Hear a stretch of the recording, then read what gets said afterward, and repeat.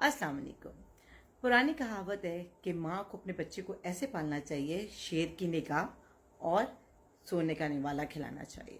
तो शेर की निगाह का मैं आपको बाद में बताती हूँ, सोने का निवाला मैं आपको पहले ये बताऊँ कि जो ऑटिज्म है वो स्टार्ट होता है आपकी गट हेल्थ के साथ। और गट हेल्थ क्या है? आपका इंटरनल सिस्टम, जो आपकी बड़ी आंत है उसमें प्रॉपरली अगर आपको बच्चे को मोशन नहीं हो रहा, उसमें इन्फेक्शन आ जाती है। और इन्फेक्शन किस चीज़ से आती है? वीट से आती है, गंदम से आती है, दूध से बनी हुई चीज़ों से और दूध से होता है।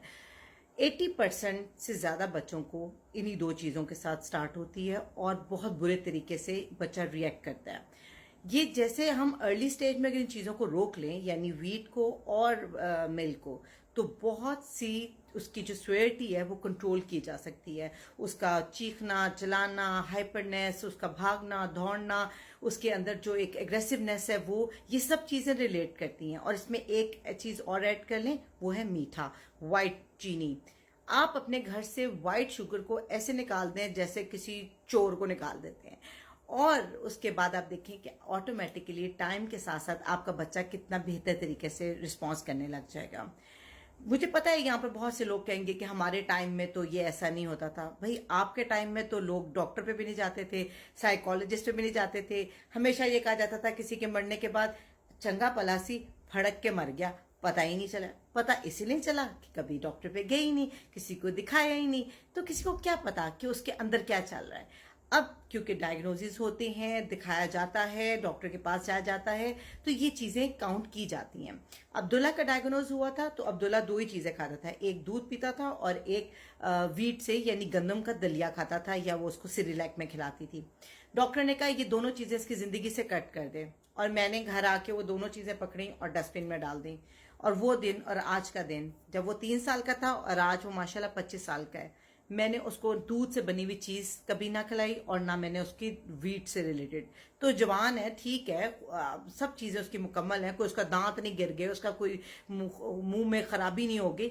तो ये जो एक माइंडसेट है ना कि अगर ये दो चीजें ना दी गई तो सब कुछ खराब हो जाएगा, बल्कि ये दोनों चीजें दी गई तो उसके बिहेवियर इश्यूज शदीद होंगे, एग्रेसिवनेस बढ़ेगी। मिल्क प्रोडक्ट्स जो हैं वो भी इनकी गट हेल्थ को खराब करते हैं। और गट हेल्थ क्या है? Related to brain. जब आपके गट हेल्थ, आपका इंटरनल सिस्टम, आपको मोशन प्रॉपर नहीं हो रहा, आपको आपका internal system properly settle down नहीं है, तो वो आपको जो कनेक्शन आपको देता है, वाइब देता है आपके ब्रेन को, आपका ब्रेन वो रिसीव ही नहीं करता। और जब वो रिसीव नहीं करता तो वो रिएक्ट नहीं करता, तो डिले स्पीच होती है, बिहेवियर इश्यूज आते हैं, एग्रेसिवनेस होती है, रेस्टनेस होती है। ये सब चीजें बेस करती हैं आपकी इन चीजों से। तो बेसिकली सोने का निवाला ये है कि आप उसको राइस खिलाएं, उसको कीमे वाले कबाब खिलाएं, उसको आलू खिलाएं, उसको ब्राउन आटे की रोटी खिलाएं, उसको देसी घी खिलाएं, उसको क्या कहते हैं कोकोनट ऑयल में खिलाएं, उसको जैतून का तेल खिलाएं। लेकिन दूध में आपने उसको नहीं देना। और अगर आपको बहुत जोर का आया हुआ कि आप दूध के बगैर रह नहीं सकते, तो फिर आप उसको कैमल मिल्क दें। ऊंट के दूध के अलावा और इस ऑटिज्म में कोई दूध भी उसको रिएक्ट कर जाएगा।